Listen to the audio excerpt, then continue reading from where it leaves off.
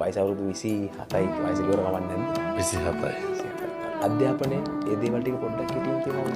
මුලින්ම ඉස්කෝලේ ගියේ මගේ ගම කත්නෝරුවේ සිද්ධාර්ථ ගල්ගමුව. ගල්ගමුවේ විද්‍යාලයට ගමේ ඉස්කෝලේ ගෙදර ගාවේ ඉඳන් මීටර් 200ක් විතර. ඉස්කෝලේ ගියේ 4 පන්තියට විතරයි.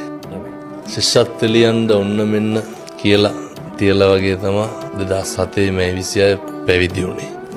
මගේ පිරිවන ශ්‍රීපාලිත විද්‍යායතන පිරිවන නිකවරටියේ තියෙන බොහොම කීර්තිමත් ආයතනයක්. උසස් පෙළ වෙනකන් ඉගෙනගෙන ඉවර වෙලා උසස් පෙළ පාස් වෙලා විශ්වවිද්‍යාලයට ගියා පේරාදෙණියේ. පේරාදෙණිය විශ්වවිද්‍යාලය සුන්දර මතකයක්. සුන්දර මතකයක් තියෙනවා. විශ්වවිද්‍යාලයට ගිහිල්ලා පශ්චාත් උපාධිය කැලණි විශ්වවිද්‍යාලේ සම්පූර්ණ කරා මේ පහුගිය දවස්වල. දිල්ලි විශ්වවිද්‍යාලේ පාඨමාලාවකට සම්බන්ධ වුණා. ලංකාවට ඇවිල්ලා දැන් මේ ධර්ම ප්‍රචාර කටයුතු බොහොම ඕනෑකමින් වගේම හරි අනුකම්පාවෙන් කරන කටයුත්තක් මම